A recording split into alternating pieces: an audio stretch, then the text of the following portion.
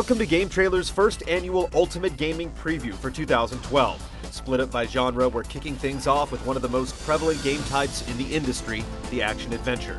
Other genres will follow daily, culminating with GT's top 10 most anticipated games of 2012. That's not all. For the first time ever, we'll be posting a poll on GT's official Facebook page, allowing you to vote for your most anticipated 2012 release. Then we'll create a video that counts down the 10 games that receive the most love.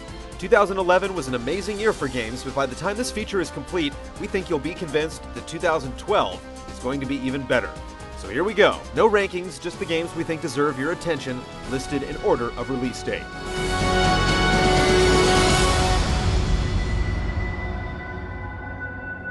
Ninja Gaiden 3. With team leader Tomonobu Itagaki leaving to start his own company, it's up to his protege Yosuke Hayashi to deliver on the latest Ninja Gaiden. With the brand new Bone Song mechanic, loads of QuickTime events, and that patented razor-sharp swordplay, it's the first big action-adventure release of 2012. Asura's Wrath. Capcom knows a thing or two about going big, but Asura's Wrath throws all reason out the window in the cinematic beat-em-up. Featuring a multi-limbed protagonist bent on exacting revenge on the gods, it's more than a little absurd, and more than a little fun. Silent Hill Downpour. The next trip to Silent Hill has seen some delays, but we're hoping that the extra time will allow the team to squeeze every last ounce of creepy into the final product.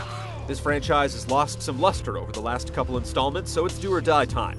Hopefully we'll be doing more than dying when it's released in March. Kid Icarus Uprising.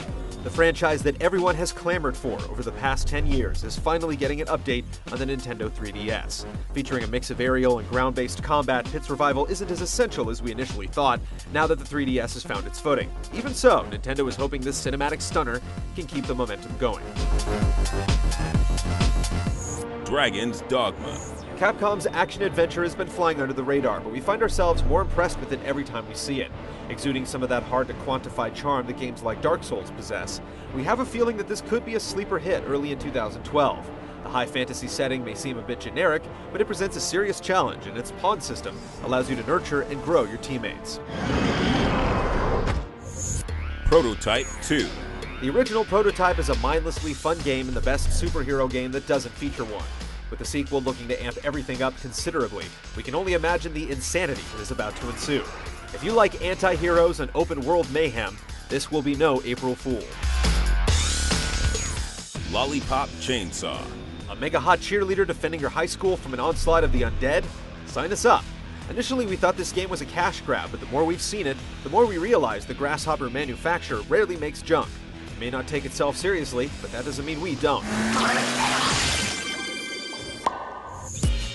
Agent. We're going out on a limb here, but Agent has been in development for years and has been delayed several times. We're thinking it's due. This spy game set in the 70s is being done by the big boys at Rockstar North, which swears it's still in the works. Screenshots leaked last August only add to the intrigue. Assassin's Creed 3. With Ezio and Altair story arcs wrapped up, 2012 brings the first new chapter in Ubi's Assassin Simulator. Confirmed during an earnings call last November and featuring a brand new main character, a recent poll asked fans if they'd prefer the American Revolution, medieval China, feudal Japan, or Victorian England as the setting. We'll take any of the above. Darksiders 2. The first Darksiders surprised just about everyone with its high quality and impressive sales. It seems there's room for more than one Zelda-type game in the industry, and THQ is happy to step up and fill the void. Main character War steps aside for the next Horseman of the Apocalypse, Death, as he tries to save humanity in this highly anticipated action RPG. Devil May Cry. It's been quite a while since a game riled up fans like the new DMC has. With a brand new look for Dante and Ninja Theory pulling its strings, few have been able to get past the semantics to give it a fair shot. Now that more and more gameplay footage is being released, we have a feeling that a lot of frowns will be turned upside down at the end of the year. My name is Dante. Grand Theft Auto 5. The king of open world games finally returns to reclaim the throne with Grand Theft Auto 5. It's been almost 4 years since GTA 4, providing plenty of time for Rockstar to get all its ducks in a row.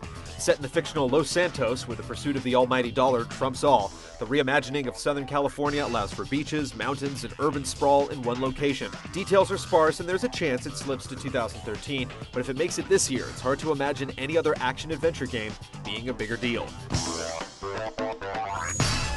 Hitman Absolution. The Hitman franchise has typically been for a very select group of players who enjoy punishing trial-and-error-based play. All that is looking to change with Absolution.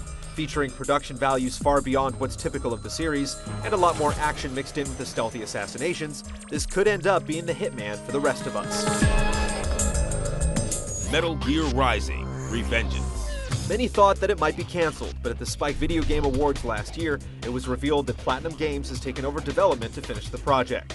The resulting new trailers received mixed reaction from fans, but taking the Metal Gear name out of it and looking at it as a straight-up action game where you can slice anything, we can't deny our interest is strong. Overstrike. Insomniac has been an exclusive PlayStation developer for quite some time, and its first multi-platform game strays far from the cuddly space creatures and menacing chimera it's known for. This cooperative outing featuring a team of secret agents should be filled with the kind of weapons only Insomniac can dream up. The Last Guardian. The old saying goes, fool me once, shame on you, fool me twice, shame on me. But whose fault is it the third time? This game has bounced around our lists for years now, and quite frankly, we almost didn't include it. By the way we figure, either the game comes out this year or it never comes out.